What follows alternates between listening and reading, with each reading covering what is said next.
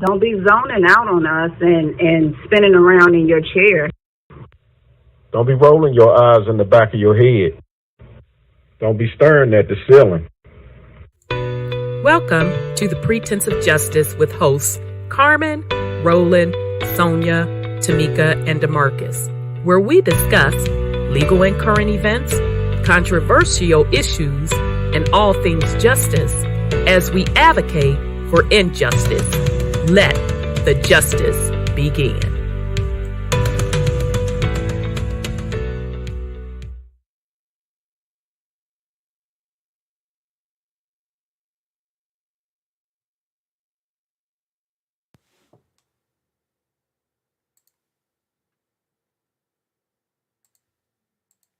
Okay, we are live.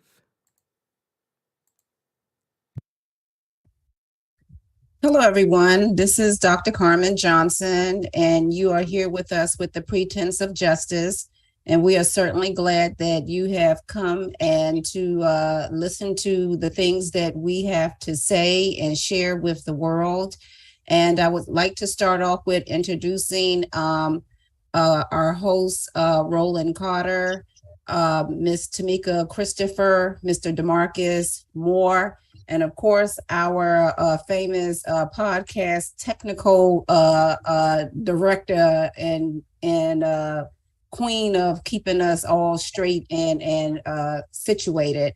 And before I allow Roland to introduce our guest, I would also like for us to take 10 seconds to recognize Indigenous Day. And as you know, many of you know that have read my book. I'm part Cherokee, Seminole, and Choctaw, and I take my Indigenous very serious, and I also take being American very serious as well. And I kick it over to Roland. Thank you. Right. Good evening, everybody. Welcome all of our fans and our audience to Pretense of Justice. I hope everybody that's viewing us right now likes this and continues to follow us week after week. So I've been given the great job today to introduce a friend of mine that I grew up with here in Washington, D.C. We actually used to live at one time a block away from each other. We used to walk to high school together. And, I like to let people give a big halo around themselves, so to speak, to introduce themselves. But this is a very, very special brother. He's very talented. There's nothing more I can say about him because he's going to tell you about himself. His name is Karim Mowatt. And Brother Kareem, please go ahead and take it away and introduce yourself and let us know who you are. Karim Mowatt here, CEO of 100 Films. I'm a filmmaker. Been a filmmaker for probably about 8 years. But I started doing films when I came home from prison. I went to prison as a young man, 17 years old, in and out of Lorton, in and out the feds, running the streets, wilding out. Got to the point where it was too much. It got to the point where you get tired. Said, man, I had enough of this. I'm trying something new. So I became a filmmaker. And in the past 8 years, I've completed 5 full feature films, 3 or 4 documentaries, about 20 music videos, about 8 short films. So I've been prolific with my work. Okay, can you give us a background of, just a brief background of what led you to your stints in within the justice system? And you don't really have to go into what you went in for, but the things that you may have seen while you were there, the injustices of going to court and things such as that. Is there anything that you can elaborate on and help us out here? Yeah, definitely. I was one of them wild young teenagers, one of those rebellious teenagers that, you got a lot of teenagers, a lot of young men that you get to the point in life where you just don't care about nothing, right? You know, the saying that you don't give a fuck about nothing. And a lot of us get into that mode, that mentality, and we move that way, right? We don't care about nothing. We don't care about nobody except for your homies or your close family. But when you're in that mentality, man, you move with that type of mind frame. And when you're carrying a weapon and you got that type of mentality, a lot of people get hurt, and you hurt yourself in the process, right? So what ended up happening, I ended up going to prison for some crimes, you know, violent crimes, drugs, weapons, everything, and laid down in a penitentiary. But I went to Lorton at 17, and Lorton was a place that, you know, that was my first place I went to, was Lorton. I mean, after I left DC jail, I went to Lorton, and it was an eye-opening experience because, you know, I heard about prison, I read about prison, but to actually be in prison was a different ballgame. But at the same time, when you're a young man and you're still on I don't care about nothing mode, you're still in that mode. I was still in that mode while I was in the penitentiary. So I was still walking around like I ain't care about nothing, still carrying weapons, still smoking weed. I had to deal with the parole board. And as you know, the parole board ain't nothing to play with. You know, they that's their own entity. They just do what they want to do, for real. So my experience of going through the whole prison system, I went through a lot of injustice in the prison system. Probably everybody who's been in prison system been through some type of injustice, but, you know, I've been through a lot of it. And, you know, I served in total, I served 20 years in prison, right? But 15 out of that was parole violations. Mm. You mean 15 years of the 20? 15 years of the 20 was parole violation, right? I went to prison one time and did 7 years on a parole violation. And what was the parole violation?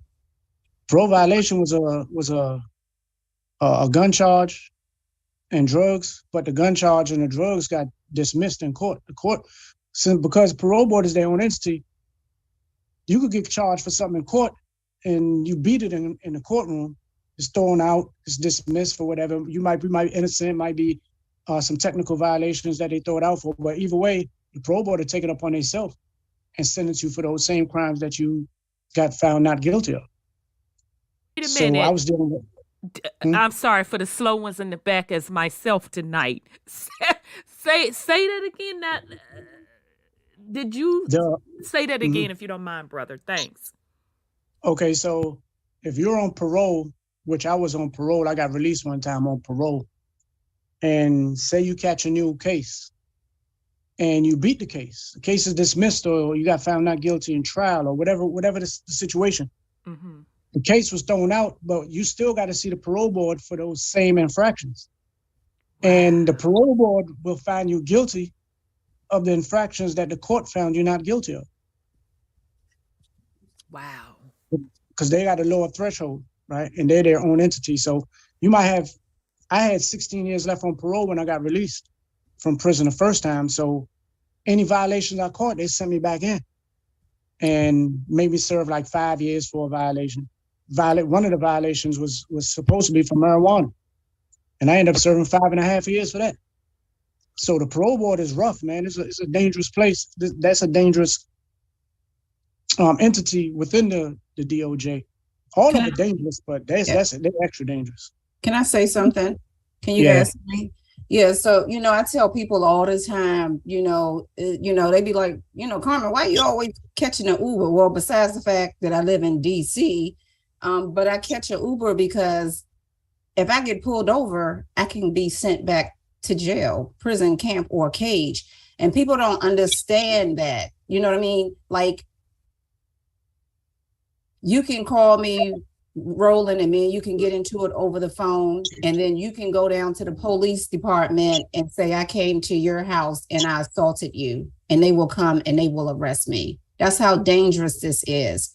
And so I always say anybody that go through this injustice system, they suffer from PTSD. we scared to what was that old saying back in the day? Step on the line, you break your mama back or something other. I mean, Up on a crack, but yeah, you break your mama back. Yeah, I mean, it's a scary thing. And anybody who has been through this system tell me, oh, they cool and they all right and it's okay, I don't believe them. I know right then and there that they're lying, because anything. I mean, here this brother just said 15 years or 15 times it was for violations of parole. Yeah, that's some scary stuff. And thank goodness our nonprofit Helping Ourselves to Transform, we have a relationship with the parole board as mediators. So, but it's a scary thing. Parole, probation, all of that is all the same thing. It's a nightmare. I'm sorry you went through that, my brother. It only make us stronger, though, you know. I got another couple of questions for you, Kareem. So when you were dealing with the parole board, was Ike Fullwood the head of the parole board, or you don't remember? What years was it when you was on parole? Do you remember?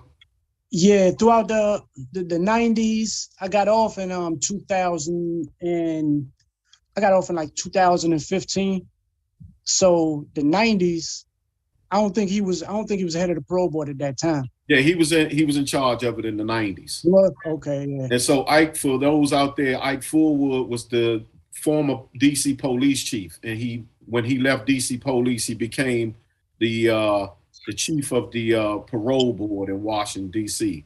Now, the stints that you said that you end up doing, the parole violations and things like that. When you went to Lorton yourself, and you said you left DC jail, and you went straight to Lorton, because Lorton had a few different prisons there. Which one did you go to when you first got there? Yeah, when I first got there, I went to youth center, right? Because Lorton, you're right, Lorton has 8 different prisons, but one of them is for females, so it's 7 different male prisons. And throughout my stints, I've been to all 7 of them, more than once, right? So the first place I went to was Youth Center 1, and specifically because I was supposed to get a youth act, I was 17 years old. But the judge denied my youth act. He said I was too advanced to be around people my age. And he said I was too dangerous to be around people my age. There had people with crimes that was way worse than mine. But he still said I was too, because you got to take psychological tests, right? And you got to take all these school tests for them to determine what sentence they want to give you. And when I took the psychological test, the psychological people said, I didn't graduate from high school. So he was like, man, this dude should be in college. I thought that would be a good thing. But when you go in front of a judge, it's actually a bad thing. You know, it would have been better if she would have said I was illiterate. And then the judge would say, cool, we'll let you out. But if you got any type of smarts, they're like, nah, leave your ass in there. So when you went to Youth Center 1 and they did the diagnostic on you, where did they end up sending you? Was it behind the wall? No, they sent me over Aquan, right? Because they refused to give me the youth act. So they sent me, they said I need to be around adults. I shouldn't be around people my age. So they took me from Youth Center and put me in Occoquan. And you know, that was a war zone. Yes. And once I got over Occoquan, I would stay there for a little while. And you know, I'm 17, I'm small and I'm wild. So what ended up happening when I went and saw they got, you know, what they call your counselors and your team, right? I went and saw them and they was like, man, you ain't supposed to be over here. You 17 years old. You should be up Oak Hill somewhere. So they looking through my records. They like, man, you shouldn't even be here for real. So what they did was they say, look, we're going to put you in some school programs, make you get your GED, and then we're going to come back and see you on your 18th birthday. The day I turned 18, I was on a bus getting shipped to Petersburg. Shipped me out immediately. When I get to Petersburg, they say, what you doing here? You too young. They say they sent you out here for a youth program. We don't have any youth programs, but it's a youth program in Colorado.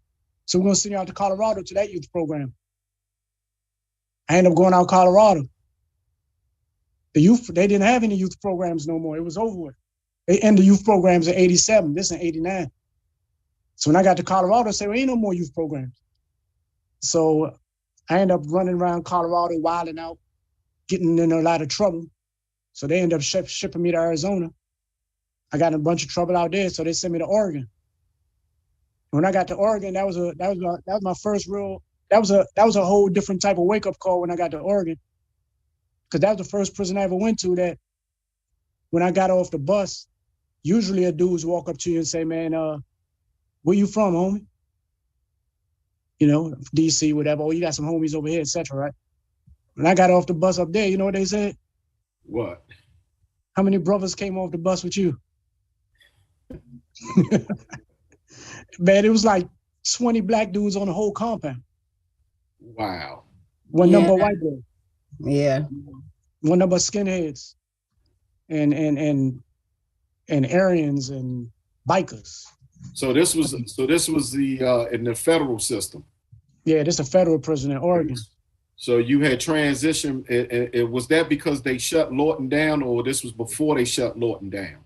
Yeah, this was before. They were shipping people out for they were shipping a lot of people out for overcrowding, and because of mostly that's what it was overcrowding. And when every time they had a riot and a few dormitories burned down, they had to ship people out to the feds or the county jails or to different state systems. So I got shipped out based on my age, but it was also under the guise of overcrowding. So after I went through the feds, I went through all that, I came back. They sent me back to Lorton after about 4 or 5 years in the feds. Lorton had opened up some new dormitories, and they was like, "All right, we got some more space. Y'all can get up out of here." And they sent like 200 of us back to Lorton. This time I went over youth center too. Yeah, so I've been through the whole travels, man, the feds. And that was my first bit. I did 4 bits. That was just the first one. In total, I've been to 33 different prisons. 33? 33. Wow. Across the whole country. So was it for various reasons? Why you kept going to different prisons? Well, it's a combination of things. Like one of the combinations is Lorton, being Lorton overcrowding and they closing and they moving people back and forth. 2, I stayed in a lot of trouble. Okay. So every time I get in trouble somewhere, they move you to another joint. I get there, I get in a rack of trouble. They ship you out, go to another joint. So it was a combination of both factors, the overcrowding and me staying in a lot of trouble. Okay. Yeah. So I was all over the country. I was from the West Coast, the Midwest, East Coast. Every joint I landed to, man, I was one of those guys that, you know, I didn't believe in following rules, you know. So you didn't get diesel? You didn't get diesel? That diesel therapy? No, I didn't. I got a small taste of it, but no, I didn't get the diesel therapy, right? I got the diesel therapy. It blew my mind. That joint serves. Yeah. But all my time, all the bits I did wasn't in the federal system. When Lorton was closing, we ended up getting sent to state systems, right? We ended up in private prisons, like Ohio and New Mexico and Arizona. And I ended up in the state system, Virginia, with Sussex 1 and Sussex 2. I ended up getting sent up Red Onion. That's a level 6 Supermax. So I've been in all them joints. But it ain't break me. It made me better, huh? It didn't break you? It made you better? Yeah, it just made me better, made me stronger, made me more focused. Because, you know, the whole prison thing, it didn't bother me as much because I'm mentally, I'm always free, right? I don't let the cage bother me. My mind is still on the streets. And then I'm an artist. So you can lock me in a cell. All I need is a pencil. You come back to that cell 2 months later, the whole walls are filled up with drawings and artwork and writings. So I never let the cage trap me in. My mind was always free. I get that. I understand that piece. But may I ask you a question? Mm-hmm. So are you a person that has experience behind the wall and have come home and you're home and you're good to go, you ain't going back, all that? So are you one of those people that say, okay, well, I'm good, there's nothing wrong with me? Because I know for me, being gone 3 years and I was at a camp, I'm still affected by it. So are you one of those people that say, I get a lot of men that I mentor and they say, oh, I'm good, there's nothing wrong with me. I had one grown man break down and cry. And I had nothing but respect for him because I didn't have to wrestle the truth out of him that it really messed him up.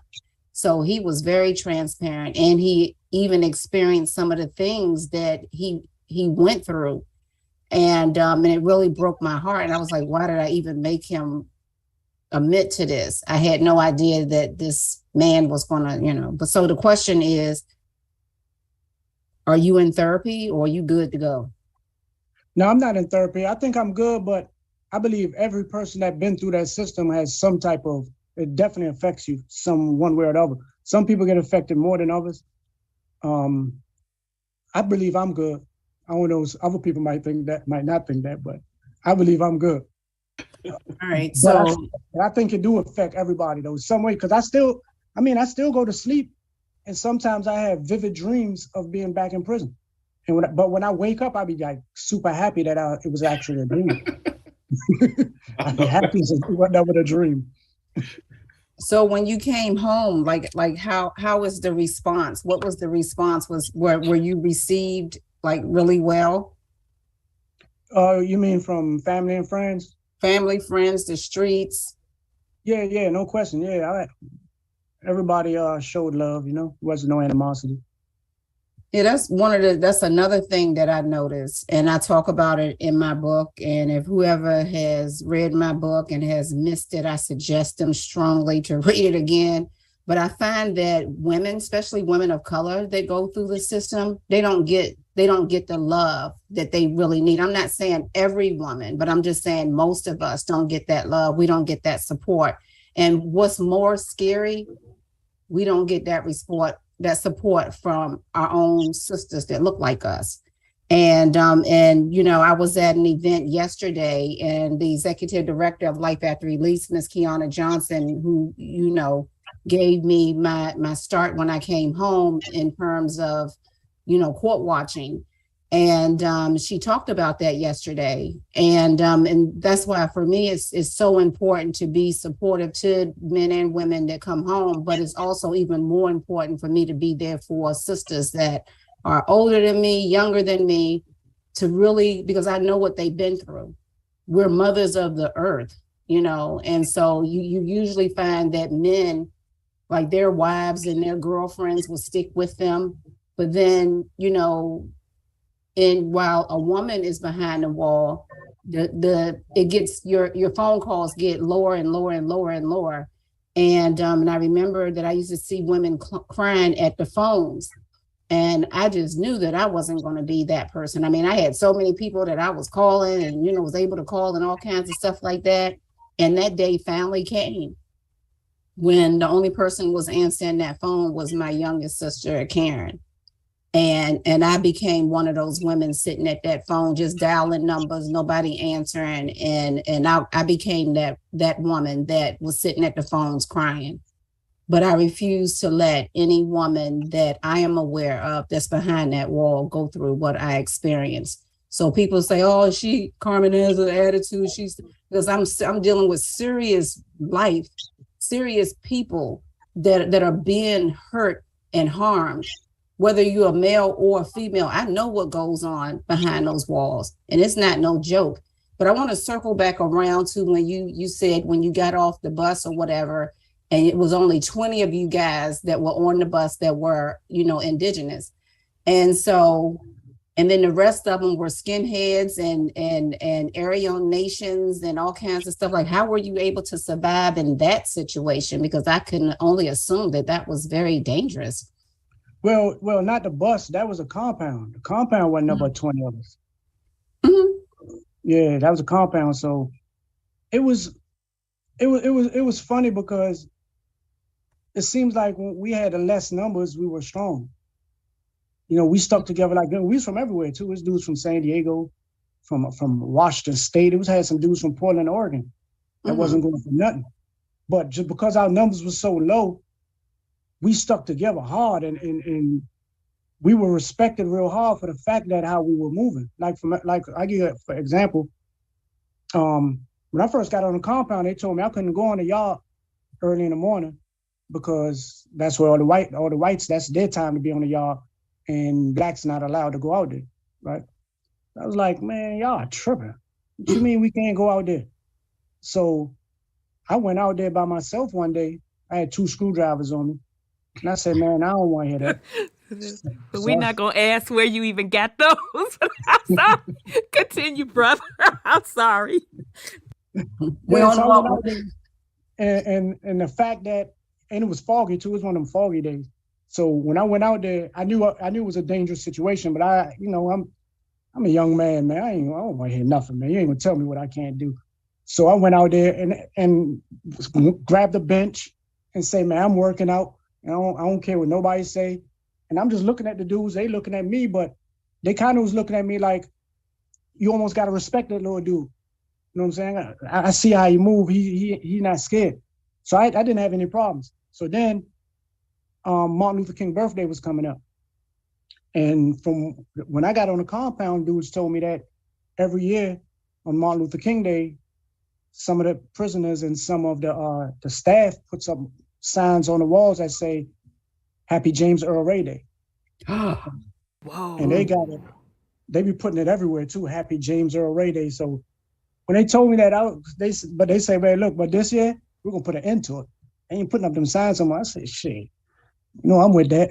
They definitely ain't putting up no signs like that while I'm on the compound. So Martin Luther King Day came, and the signs was up there. Happy James Earl Ray Day. One was in the school building. One was on a metal detector. So, we got together. It was like I say, at this time, it's probably I say about 40 black dudes on the compound right now. So we just got together and say, look, we're going to put an end to this today. Ain't going to be no more signs getting put up after today. So first thing we did, we went into school and we seen a sign. 5 of us went to the school, and the crazy part, it was dudes from Oregon. It was some Crips from Portland, Oregon. They went in the school building, had a Happy James Earl Ray Day, big old sign on the somebody wrote it on the chalkboard. And the teacher right there talking, and he ain't paying no attention. He don't care because he with that. They went in there and crushed the dude who wrote it, put screwdrivers in him. Same day, same time, we went and put some work in the block it was a sign in the block. We went in there and put work in. After that day, they locked the compound down, but when they let us back out, the administration put up signs that say, anybody put up that James Earl Ray Day sign is going to the hole and get you. They put an end to that immediately. But because our numbers were so small, it seemed like we were stronger. When the buses started pulling up later on, after I've been there for a while and more black dudes was coming, all of a sudden we started splitting apart. Now you had different factions. Now you had the Crips was over here, the Bloods was over here, East Coast was over here. Well, probably about 4 or 5 dudes from the East Coast. You had the Gangster Disciples on this side. So everybody kind of went split apart, and now we started having conflicts amongst each other. But when numbers were small, we ain't had no conflicts. Our conflicts was with other people. So I know in the federal system, the DC, they call it the DC car. Now the DC car is known to ride together on everything. So how does that? So you were there out there in Oregon pretty much by yourself? You was probably the lone DC guy there. Yeah, it was 2 other dudes from DC out there. But when the numbers, the prison system is real. It's a funny style thing, because if in this prison right here, it might be the whole East Coast thrown together, or it might be DC and Baltimore, or it might be DC and another state or whatever, or it might be just all DC. Then you go somewhere else, like on this compound, might be DC and Baltimore roll, but you go on this compound, DC and Baltimore don't like each other. So it's real political, It's a psych show for real. It's like being in a psych hospital. It's interesting, Brother Kareem. We have a couple comments. I'll start with the one comment. It's still tripping us out that when you said it was just a small group of brothers y'all stuck together and had each other's back. But the more and more brothers started coming in, and everybody kind of went to their little sets, and that's deep if you think about it. So we kind of got that comment.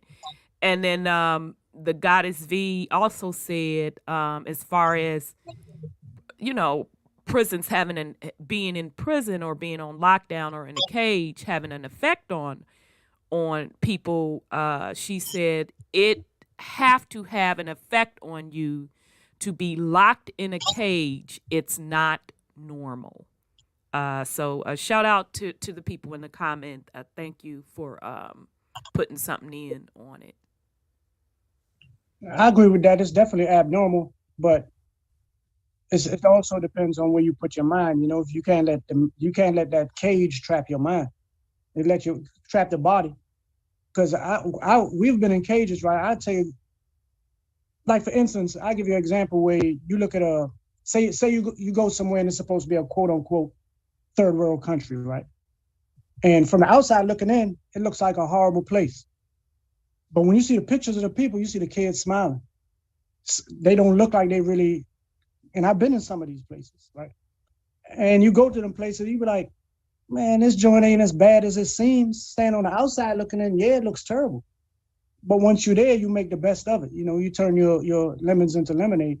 So one time we was, like for instance, we was up DC jail and we was on lockdown. Matter of fact, everybody in this block was on permanent lockdown, meaning that none of us could ever go back to population, right? So it's probably like 30 or 40 of us in the block. And we get fed. Sometimes they forget to feed us. The block will get flooded. What you mean forget to? How you gonna forget to feed somebody? I'm sorry, I didn't mean to cut you off. Go ahead. Yeah, that's the excuse they use. Or they run out of food. It had nets and flies and all this stuff, right? But one dude in the block knew how to rap real good. One dude knew how to sing. One dude knew how to make beats by just banging on the walls. One dude knew how to make wine. One dude knew how to make beats with his mouth. Every night we had a party in that joint. I'm talking about literally, we was enjoying ourselves in this dungeon with dudes singing, with dudes making wine, drinking. We made the best out of our situation, to the point that when we actually got out the hole, we wasn't affected by it because we made the best out of our situation. We didn't sit in that cage and cry. We was up dancing and partying, waiting to get out of there. You understand where I'm coming from? Well, I guess the only thing that I can say is that each person is different. Yeah. And what I do know emphatically is that I do not want any more of our babies going to places like that. Yeah, no question. I can say that. And number two, no matter how hard and I'm a Buddhist, no matter how hard I would escape in the middle of the night through meditation, whatever the situation is. And when I woke up the next morning and I'm there, every day I could not breathe. I felt like I was suffocating.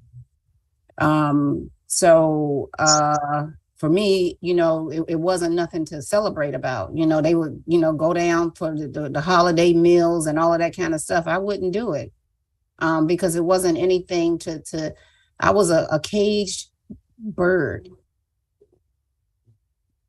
And they took my music away from me in my mind.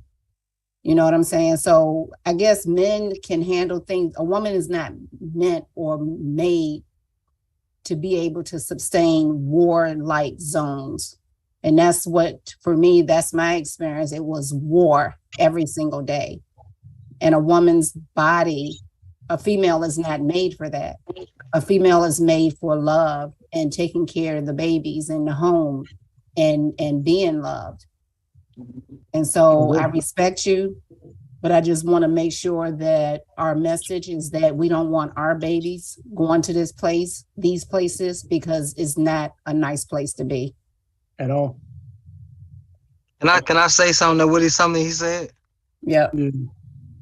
It's like, cause I felt them personally when it comes from like trying to make the best out of a situation. And I always looked at it as like a ancestral thing. You know, it's like through hard times, us men, we use different ways to communicate to let people know I feel you or I'm going through it too. Like I remember one time we was locked down for a whole year straight. We ain't getting no showers, we ain't getting no phone calls. They wasn't giving us mail, they wasn't giving us nothing. And one night, somebody just bust out the door singing Sam Cooke, Things Gonna Change. And everybody came to the door Right. and they felt where he was coming from, like, dang, like you feeling that too? Like everybody unitedly felt that. And it was like it felt like a whole bunch of like a uniting of the hearts just through one song. And if you look at the thing of the ancestors, they used to communicate like that. When they used to want to plot and plan and they used to be out in the fields, what would they do? They would sing to each other. And everybody know what every song meant. And the outside looking in, you like, dang, that's a beautiful sound, or that's a beautiful tone, or that song has so much meaning. But inside the hearts of the people that's singing, you know I'm hurting. We need to get out of here. This ain't, and that's something that you said, like when it was 20 people, y'all was more stronger because I can hold that, I can hold 20 people accountable for their actions more than I can hold 40 or 50. I can make sure when I put my right foot forward, they're gonna put their right foot forward more than I could do 40 or 50. Because the divide and conquer thing it get worse when there's more numbers. The smaller you are, the stronger that core. As long as that core be strong, it be a lot. Like it's a beautiful thing because you know y'all on the same page. Yeah, you know y'all on the same page. You're unstoppable. Yeah, you're unstoppable. You unstoppable.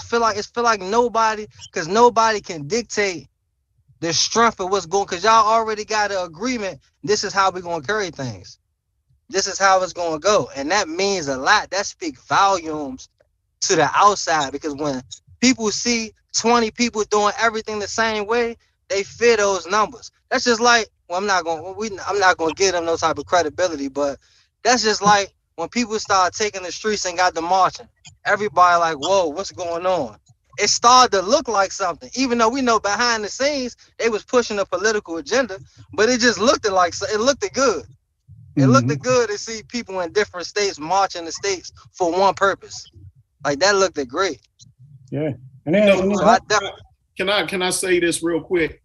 You know, when I was going through my journey through the criminal justice system, just like Kareem, I spent a few times. I went over to DC jail a few times. I went down to Lorton a few times, and I went to the federal Department of Bureau of Prisons. So I've been to the Lewisburgs, the Allenwoods, and places like that. I've been down Occoquan, Youth Center 1. You know, I remember one guy came in to give, you know, when the Muslims have their Friday prayer. And the guy, the imam came from the outside, and at the very beginning of his khutbah, he said that we are in a society within a society in prison. So one of the main things, even though I listened to Kareem and what he's saying early in his beginning of his travels through, and he's telling us what's happening.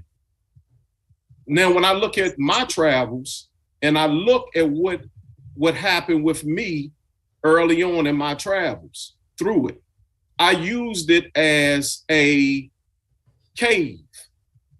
I learned, I read, I studied. And what I did was I did exactly what Kareem is talking about. I utilized my time to not be in there. I utilize my time to expand this and be outside of it, because we know we're nothing but energy. We're beings of energy. And what do they put you in? What is a battery called? A battery is a cell. So they know what they putting in there. They know they trying to control that energy. So when I look at all of my travels, and I mean, I've seen stuff that took place, all kind of stuff. I've been, just like Kareem said, he's been around the Aryan Brotherhood, the skinheads, even the COs. They with them Aryan nation, helping them with stuff. I mean, they literally helping them, and we know it. But at the same token of time, most of us who go in there, we try to keep our sanity. Yeah. Do some of us lose our sanity? It's a whole bunch of us that do lose their sanity. But there are a lot of us who utilize that time, and we utilize it wisely to continue to educate ourselves, so that when a brother like Kareem comes out, when he finally say, I done had enough, he moves on to the next phase of his life. But I'm willing to bet he's utilizing a lot of tools that he attained while he was incarcerated to bring him to where he is now. Yes, while you're in there, for a lot of times you preparing for the release. You're preparing for that time when you come home, and whatever you thinking about you want to do for your rest of your life, you kind of go in that direction. You get your family to send you books. You know, you go to the law library or you go to the library and find some books. Because I used to study books about filmmaking when I was in prison. My mother used to send me books like Filmmakers for Dummies. Remember the yellow books, everybody, for dummies books? I have books like that, and I'm studying and I'm reading tons of newspapers because I already got my mind. I said, man, I want to get into filmmaking. So that's the best place to start right here. So what do you think that we should do, or what do you think the message should be from your journey in terms of our young people? Because everybody knows it's all about the young folks. So what do you suggest in terms of words of wisdom to prevent from even experiencing any of it, the injustice system? Even though you could be walking down the street and never know, and you could, right, you can get arrested, but what do you suggest? I always tell them to find something that you like or something that you love doing and try to focus on it, because that's the hardest thing, especially for young men, is finding what you like, right? We be all over the place. Women mature faster than us. We be trying to figure out what we like. We still in our 20s, up in our 30s. And a lot of people you meet them and they be like, what do you like to do? I say, I don't know. So once you find what you really like to do, especially, and a lot of young men, they know what they like to do. It's just nobody's told them this is what you should be doing. Like you might find some that just like to design sneakers, but it's just a hobby and he design a couple pairs and wear them, give a pair to his friend. And like, man, keep doing that right there. Focus on that right there. That's something you love to do. So I always tell them, man, find what you love to do, focus on it, and push it till you become the best that you can be. And in the meantime, I know a lot of stuff you need finances. And that's the thing that discourages most people, because you need to finance whatever project you're doing. And I say, look, go ahead and get a 9 to 5, because guess what that 9 to 5 is going to do? Them 8 hours, you can't get in any trouble. You're out the way. And what you do is just keep focusing on your art. You give them to do your 9 to 5, and then your 5 to 10, that's your world. And try to figure it out to stay off doing anything that's illegal. And I guess my question, Brother Kareem, what made you say, enough is enough? I'm not gonna go back into the system. What was your breaking point? It was a few factors, because one of them was I was getting too old, for one. Okay. Because when you first go to prison, you're young, you just wild. And then you realize that now you 35 and 36, and you got these dudes, these young guys is coming in 18, 19, and they like, what's up, OT? Wow. What's up, O? And you're like, damn, I was just calling somebody OT a couple of years ago. Now they calling me OT, right? And I'm seeing other guys that's older than me, and they have been on the same journey I've been on. Young guy come to prison, go back out there, wild out, don't get nothing done, come back to prison, now you're in your 30s. Go out there, mess up, now you're in your 40s. And I'm looking at them, I said, damn, they in their 50s. And I guarantee you they had the same mentality I had. They just never changed. So I'm looking at the people ahead of me in the 60s or 50s that's still in prison. I'm looking at the people behind me 18, 19, 20, 21. And I'm right there in the middle of my 30s. I was like, man, I got to make a decision. Got you. And I think Tamika was trying to say something. She muted though. Yep, let me try to unmute her. Oops. Okay, there you go. I'm just sitting here just shaking my head in agreement because, what you were saying about finding something that you like, and I know y'all hear my background because I have children who won't be quiet.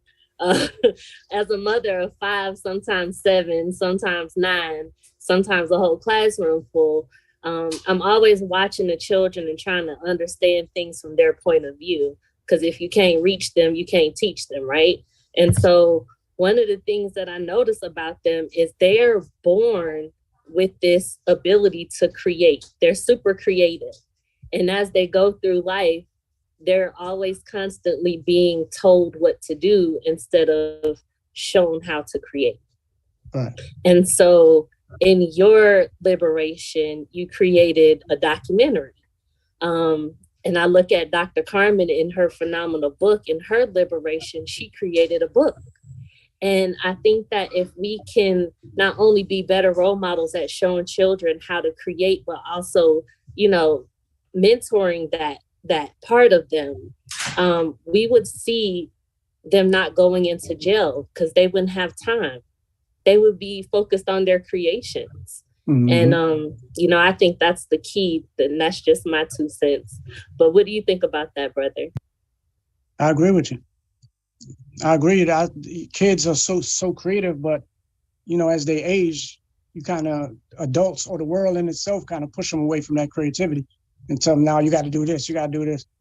But, the world is this, they, especially this generation, they come up with the internet.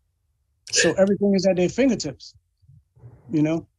And for real, I mean, we see a lot of young kids, especially young boys, young girls too, that's wilding out, they losing their lives in the streets, but it's a lot of young people that's doing some amazing things also. They just don't get the shine, but they on the internet, they doing all types of stuff going on the internet, the Instagram, and yeah. So I come across a lot of them young people. Even when I do filmmaking, I come across a lot of young filmmakers. Yeah, we have an interesting comment in the chat from Steven. He says, actually 2 comments. Some people don't take prison seriously enough. Being locked up is no cakewalk. They actually take the chain off your feet and put the chain on your brain. I myself spent 3 days in jail. And then the second comment is, prison is not a playground or a friendly hangout. And some people think just that going in and out of the system. So thank you for your comment, Stephen. And it's an interesting comment. And I could be wrong, but it seems like among Black men, and this is as a collective as a whole, prison is viewed as like a rite of passage, or a rite of manhood, a rite of being, tough, this, that, and the third, instead of really looking at it for the way it is. It's a life disruptor. It definitely puts you in a different situation on how you have to navigate through life. And then if we want to keep it all the way real, a lot of people don't make it out. So, that's just my 2 cents. I'll shut up, but thanks for the comment, Stephen. Kareem, can I ask you a couple more questions? So after the last time when you said enough is enough, what made you move and say, you know what, I'm done?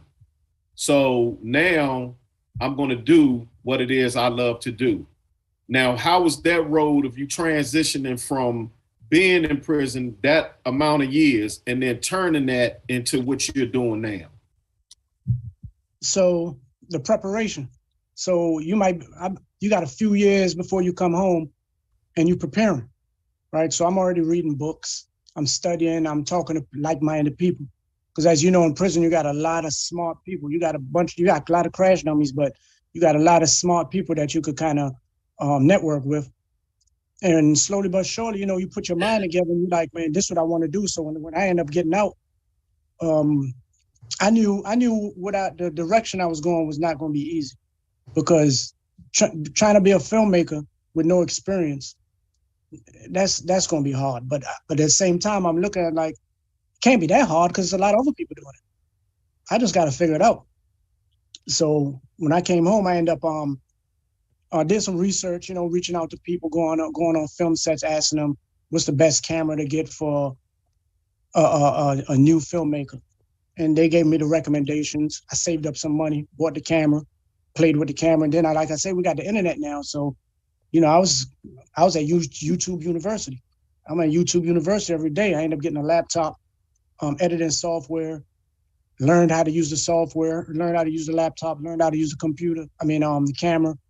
And then I was like, I'm ready to shoot, because I already had 10, 15 different scripts that's already written before I came home.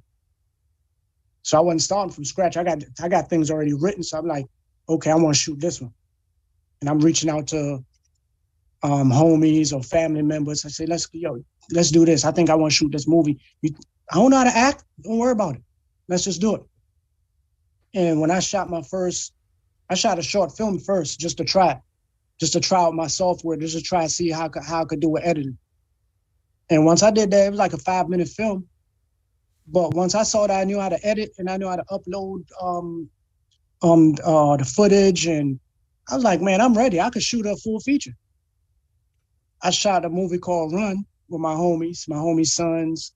And it's a movie that I wrote while I was in prison. When I came home and shot it, I put it on YouTube.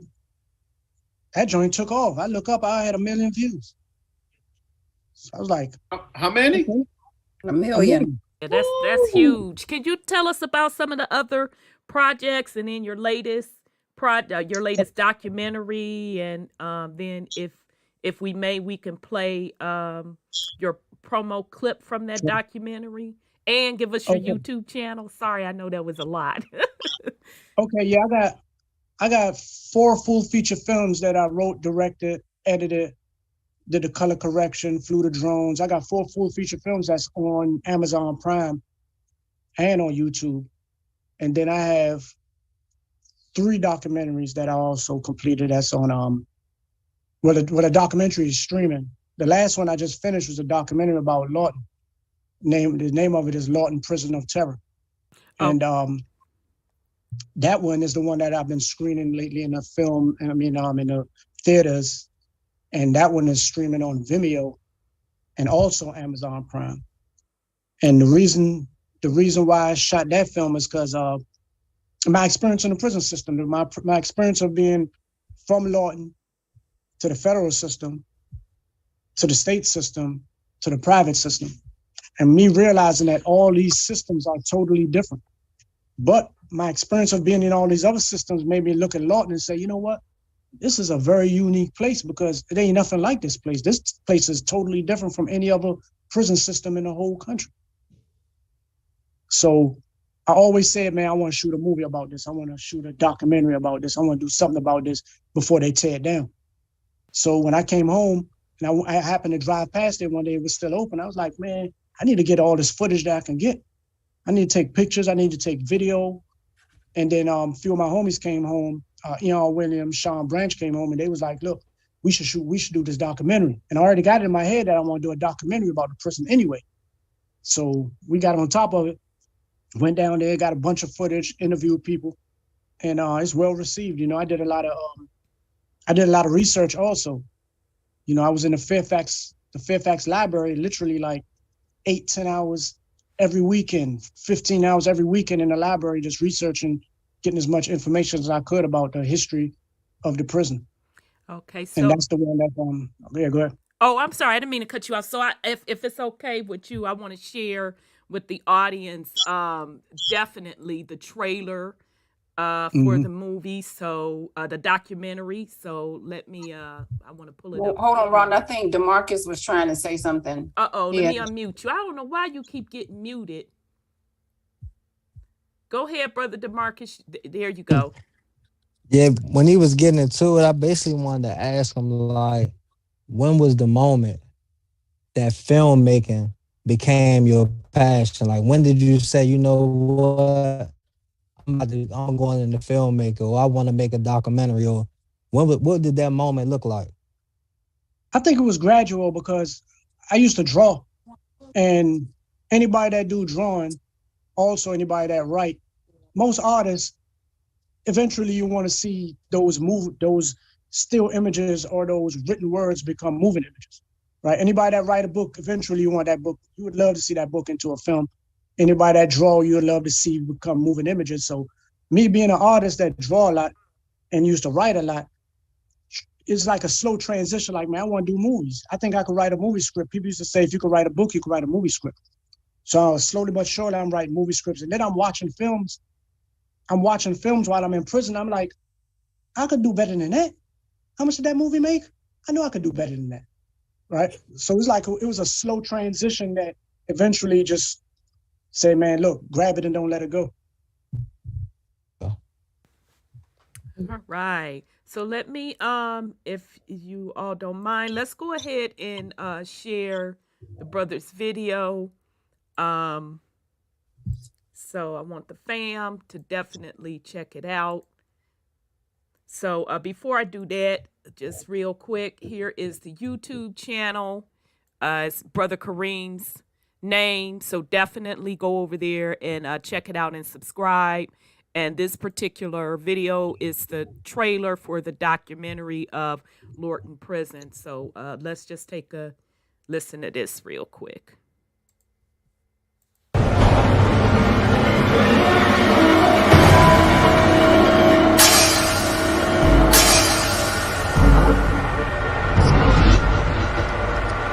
Might be me. Y'all was a terrible thing. Where's the volume? Dusty, dirty. Volume right there on the YouTube page. If he doesn't have a fella like Hard Rock to hook up with that's gonna look out for him, that's been jailed all his life and everything, well, he'll just have to make it on his own. If he's not strong enough, he'll get cigarettes taken, made into a woman or anything else.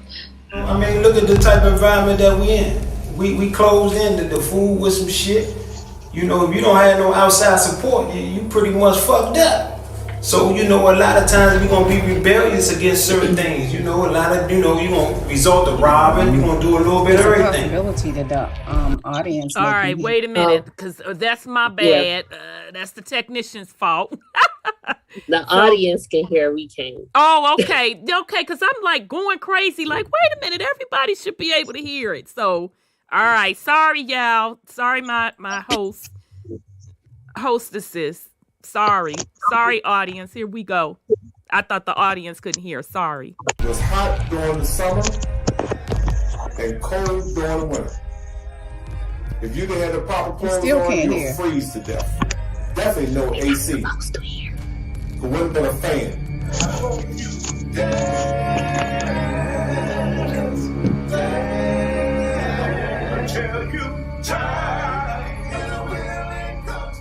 The guy was chased into the unit, and the guy chasing them stabbed him. You know, down there they had swords, not just blades. They got swords, street swords that go into the case. So the guy got stabbed with one of them, went straight through him.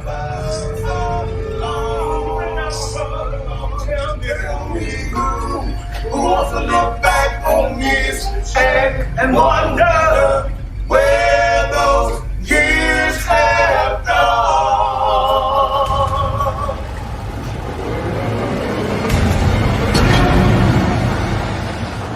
Flames from the burning prison shot into the sky over Lorton, Virginia early this morning.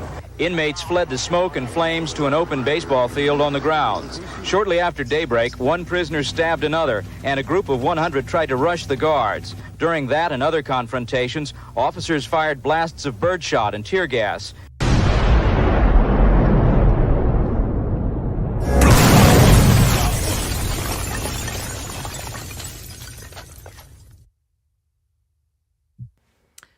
All right. Sorry about that to my co-host. You couldn't hear the video.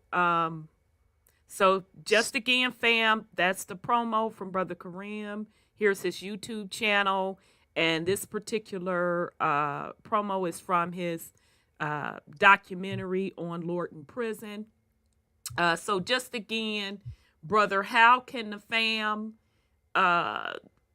get to the documentary? Okay, so to watch the full documentary, it's on Vimeo, which is a streaming platform similar to YouTube. It's Vimeo. Or if you go to Vimeo, you could type in Lorton Prison of Terror documentary, or you could Google it, it'll come up. Also put it in the bio on my Instagram page. But you could also go on Amazon Prime, and if you type in my name on Amazon Prime, or if you type in my name on YouTube, then a lot of projects will come up. Amazon Prime has a Lorton film also, and YouTube has a lot of my other films. Run, one of my films is named Run. Another one is called The Return. Another one is The Evidence Room. Another film is called My Secret Admirer. All of them is on YouTube and on Amazon Prime. Okay, that's pretty impressive to get on Amazon Prime. So guess I'll be binge watching this particular weekend. So I'm sorry, I didn't mean to cut you off. Yeah, just type my name in it and everything will come up. Okay, so I guess for me, because I know we're getting late, we're in about an hour. What advice would you give your 17-year-old self today? What advice would I give my 17-year-old self? I tell my 17-year-old self that time goes fast. Tighten up right now, because you're going to look up, you blink twice and you're 45. Blink again, you're 50. So man, get your life together from now. Don't wait till you're 25 or 30. Start on it right now. Focus on what you want to do. And definitely go to school if necessary, college. I think that's always a plus. And I think those are some of the things that I missed and I regret that I didn't get a chance to do, which I know you could go at any moment, but to experience that as a young man, 19, 20, 21 years old on a college campus or in that environment, I would tell myself, go to school and focus on what you're going to do with your life for the next 20, 30 years and retire young. Kick your feet up by the time you get 45. What, may I say something? Yeah. I hate to be the Debbie Downer, but that's what it is. Now that we have, different laws and acts that are out there where, a surplus of loved ones are being released from prison jails, camps, and cages. But what people don't understand is what is also happening is there's a surplus of our young people that are going to prison jails, camps, and cages. And again, I can't stress it even more. You can go to jail for fucking nothing. And you can be so scared and take a plea for some shit you didn't do. And so, you can be focused. You can be doing the right thing. I know you can be doing the right thing. And then here come every alphabet there is. And so for me, it's very important that we teach the youth about law. We teach them, we teach them about what their rights are, what to say and what not to say when they are approached by the alphabets, the police, detectives, investigators. You know what I'm saying? Like, it's like we're in a different time now where now with the even more prevalent is, and I probably say that word wrong, is the school to prison pipeline. Now they're literally going into the schools where we used to fight in the 80s. Now you getting picked up from school for assault. Okay, in Maryland, assault, you can get 5 years. you know. So for me, trying to figure out how to stop this from happening, because you can be doing the right thing and then bam, here you are. And you could be a good kid, and then next thing you know, you done seen all kinds of stuff that you shouldn't have never seen. And whether you're a person is bad or good, you know, the abuse that go on behind the wall, it's horrific. We might as well be in a third world country, you know, and something needs to be done that our government is, you know, we all over in other countries' business about how other countries are treating their people, but look at how we are treating, you know, our people. You know, no, you know, so, you know, I'm done. It gets emotional. That clip that I just saw is very powerful, that you know, of your documentary. And it has certainly triggered me. So I know it's a powerful piece, and I strongly suggest that everyone, order it, watch it. I'm going to attempt to do that. It may take me a couple of weeks to get through it, but I'm going to watch it. It looks like a very powerful, powerful, powerful piece. Thank you. You would enjoy it. I will enjoy it. Yeah, you enjoy it. It's real informative. I went to go see it. I went to go see it. You remember when I came, Kareem, and I brought my son with me to see it. It was very informative, well put together documentary. I mean, it just blew my mind, because they were educating. Not only was he showing you what prison life was, but he was educating you about the history of that property where Lorton sat. He taught the information is just, I mean, it's just phenomenal about the information that you learn from it. And even though you get the realness of what took place there, you know, and it's not glorifying the things that took place there. It's just to let you know what takes, because if you can get in the mind of the young people and let them understand, hey, this is what takes place at these places. The rapes, the stabbings, the killings, all of those things. But I want to, before I move any further, I want to read something, and it's out of Exodus 1:10, and it says, "Come on, let us deal with them wisely, lest they multiply and it come to pass that when they fall out any war, they join also with our enemies and fight against us. So get them up out of our land." Now, if you look at any people on this planet, your warrior class are what? The young people. So I have to deal with you wisely, meaning I have to find a way to cripple you from becoming somebody who can rise up against me and take this over. Because if I got to deal with you wisely, because you becoming wise. So what do I have to do? I have to implement things to dangle in front of you, to make you do the things that you do in order for you to come through my system, which is your justice system. So I'm dealing with you wisely, so you will never know where this attack is coming from. But I know my target is the young people, because the young people are your warrior class. And if I can lock you up for 20, 30 years, by the time you come out, that warrior spirit is gone. Mm-hmm. It's gone.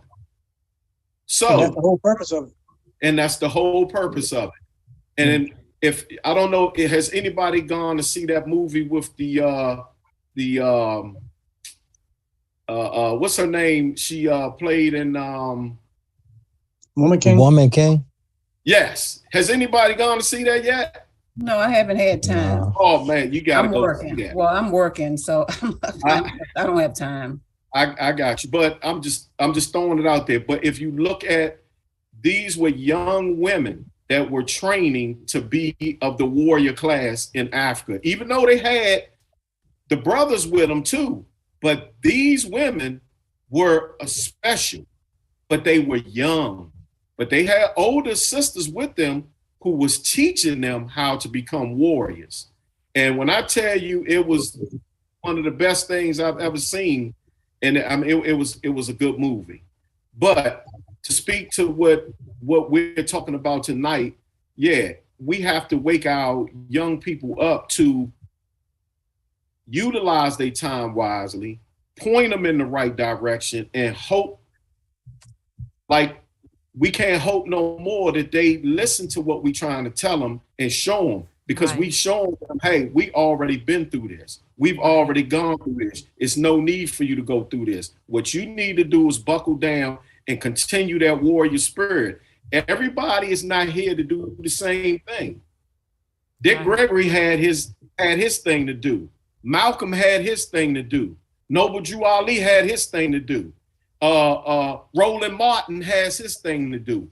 We all have our piece. We're all a piece to the puzzle, and that's to keep moving. And the young people are the very key that we have to get to now, because I'm an old man now. I guess, and I know we're gonna wrap up because it's getting about that time. So, Brother Kareem, we do want to thank you so much for coming on, for sharing your story, and allowing us to ask questions and personal, in some cases, personal questions, and you being so open and honest. Before you go into last words, can you just real quick tell us how to find you, your YouTube channel, Twitter, and all of that jazz? And just again, mention where we can find your latest project. Okay, so you can find me on Instagram at Karim Mo 100. That is KARIMMO 100. Twitter is my name, Karim Mowatt. Facebook is my name, Karim Mowatt. My YouTube channel is my name also, Karim Mowatt. Amazon Prime, Karim Mowatt. So if you want to see any of my films, you could go to Amazon Prime, and some of them are on YouTube too. And you just type in my name on the search bar, and everything will come up. Perfect. My latest film, the Lorton documentary, it's also on Amazon Prime, but it's also streaming on Vimeo for rental. It's on rental on Vimeo and on Amazon Prime. So either one, once you type in my name, Karim Mowatt, it will come up. All the projects will come up. And again, my Instagram page is KARIMMO 100. Great. Can I say something? I'm sorry. I'm sorry. Yeah, sure. Go ahead. No, go ahead, Rhonda. I was just going to ask him if he had any last words, and then I was going to turn it back over to you, sis. But yeah. I want to thank everybody. I want to thank you all for having me on the show. Roland, Miss Carmen, thank everybody for allowing me to speak. And I appreciate that you're actually interested in hearing what I had to say. So I appreciate that. And to the young people, to the whole world, just like I say, man, find something you love to do and just focus on that and try to be the best at it. I'm still trying to be the best at what I do, and it's never too late. You just got to keep focused and try to get where we could get to in life, and try to be peaceful and happy. Can I say something? So I'm emphatical that I'm not going to enjoy your films. I think the word for me would be, it's going to be very informative, and it's going to be a lot of validation in what I experienced, even though, I was at a camp, but it was still a horrific thing. And so I'm just glad that you have the intellect to be able to put these stories, these visions, so the world can see what's really, really happening. Because I'm too chicken to do it. Yeah, I wrote a book, but I'm too chicken to do it because I'm still haunted. And so I commend you for the work that you're doing, and hopefully we can certainly do some work together in terms of the youth, and come up with some ideas, and being able to save our little sisters and brothers that are being targeted and watched and looked at and stalked by this pretense of justice. So, and then the other thing is, when I was sending out, who our guest was going to be, people was texting me and emailing me saying, hey, I know him, I follow him, blah, blah, blah, blah, blah. So a lot of people know who you are. So you have much respect out there. And I remember when Roland told me about you 4 years ago when I came home, and I'm like, what? I'm just getting home. I can't comprehend what you're talking about. I need you to meet him, but I can't deal with it. We was at I think I had got a pass to go to the Walmart or something other. Roland, you met me up there. Yeah. And I'm like, what? Huh? Yeah, I wasn't mentally there yet, but you are a king, and we certainly respect you. Thank you for sharing those visuals of what it's actually like behind the wall. Thank you. All right. DeMarcus, did you want to say anything to the youth, King? Yeah, absolutely. Especially following up on this beautiful success story, man. It's just, we as youth, I would include myself as well and speak to all of the ones that can hear this, but we have to realize that we are the future. And with that lies a whole lot of responsibility, but nothing to be afraid of. We have to be confident. We have to have patience. We have to have perseverance. And knowing that doing the right thing is what should be done. Because that school to prison pipeline, or your end result is either going to be the prison or the grave, that stuff is lame. Like, that is for the nobodies. Because 100 years from now, them people will never be forgotten. They will never be remembered.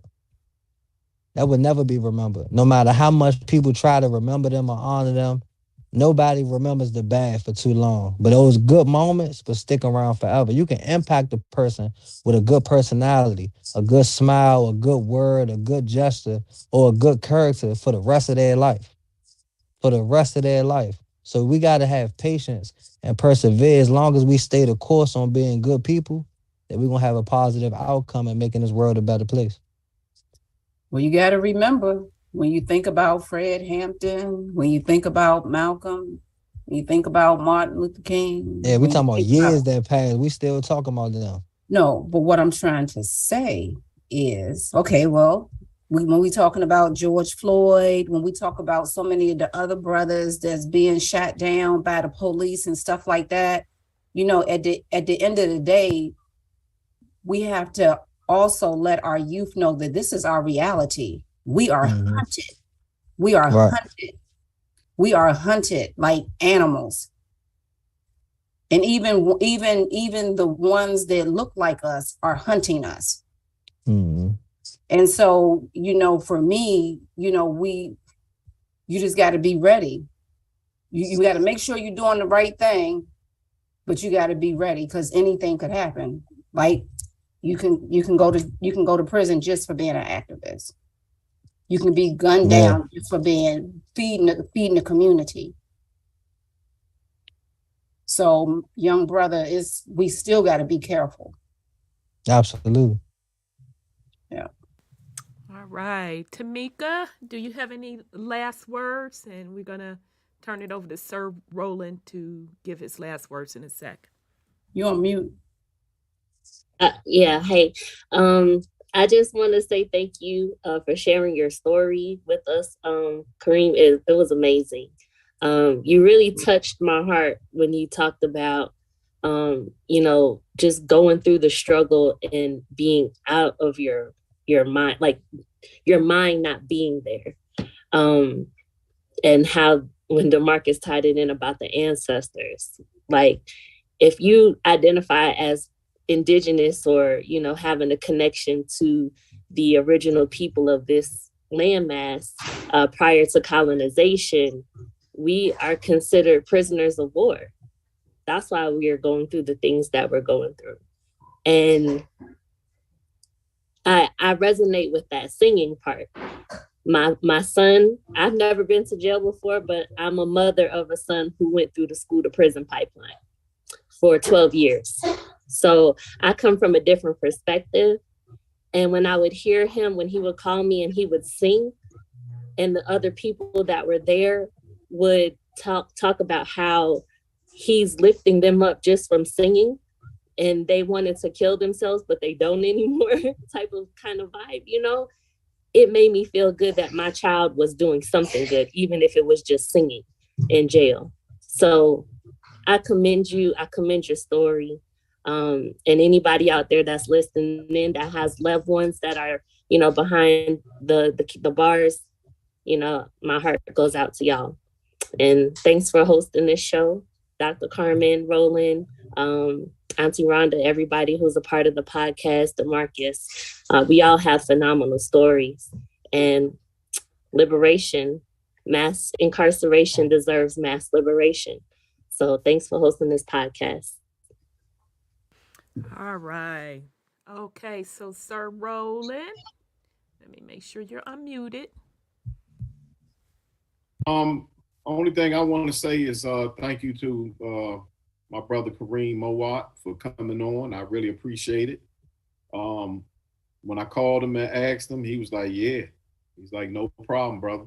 And that's how we supposed to be with each other. And you know, you still ain't let me get in the movie yet, but I'm still waiting on that invitation for that.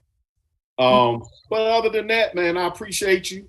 I appreciate Carmen. I appreciate Tamika, Rhonda, DeMarcus, and also a special shout out to Sonia, who couldn't be with us this evening. So we have to most definitely shout her out. And hopefully she'll be back on the next Pretense of Justice. And we appreciate you, and we with you right now, sending them healing vibes to you. All right. Thank you. Thank you to everyone, and thank you again, Brother Kareem, for coming on and sharing your story with us. So fam, please go out and check out Brother Kareem's YouTube channel. You can subscribe under Karim Mowatt.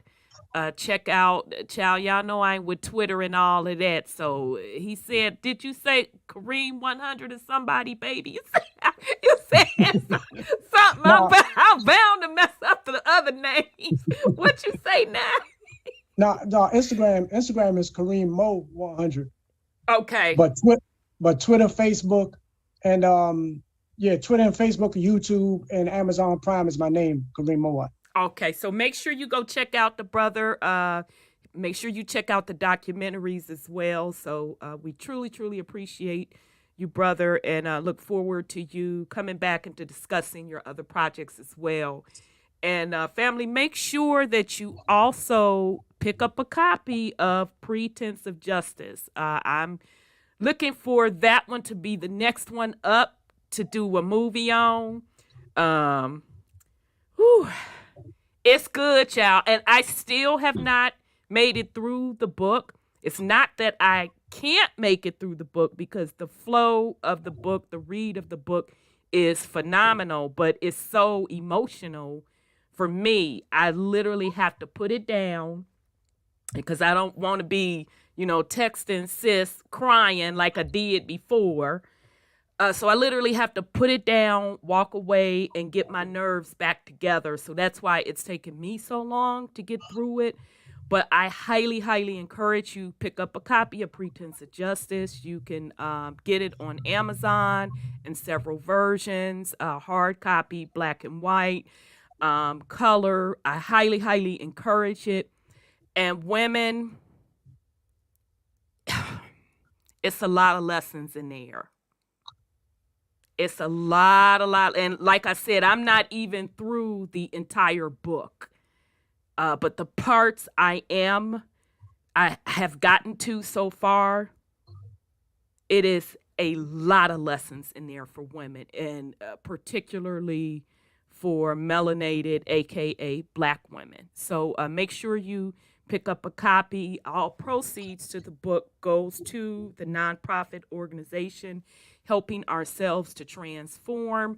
You can also check out the organization on the website as well.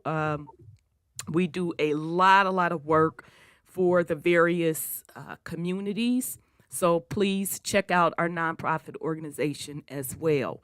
So the very last thing that I'm going to ask is those of you that are listening to this video now and those that will listen in the future, please subscribe to the channel. Please share the video. This is how we're going to get the message out. So support the channel, because all of the work we do, it's definitely not for the glorification of ourselves. It's definitely to change mindsets, change lives, and make the world a better place. So thank you all, family. Thank you so much. We will be back in a couple of weeks. And we want to thank you to the YouTube family. Thank you to the people in the chat that was putting some valuable information in there as well, some inspirational information. We appreciate you. And thank you to the YouTube listeners. So, Rhonda? Yes, ma'am. Yeah, again, I want to also get everyone to recognize Indigenous Day. I mean, even though it's nighttime now. And again, you know, I embrace being part Seminole, Cherokee, and Choctaw. And I strongly suggest that people that look like us, you know, what do you call it, Tamika, genealogy, to find out who you actually are, because who you think you are, what we've been told, you may be shocked to find out that you was already here. And again, Kareem, I'm scared as shit to look at this documentary, but I know that I have to. I know that this is something that I have to. So Roland, you might as well just keep your phone. Tell your wife that Carmen gonna be calling me with some Kleenex, and so just tell her that I need to, you know, borrow you on the phone while I'm going through this. But I promise you, I'm going to watch it, and I have so much respect and so much.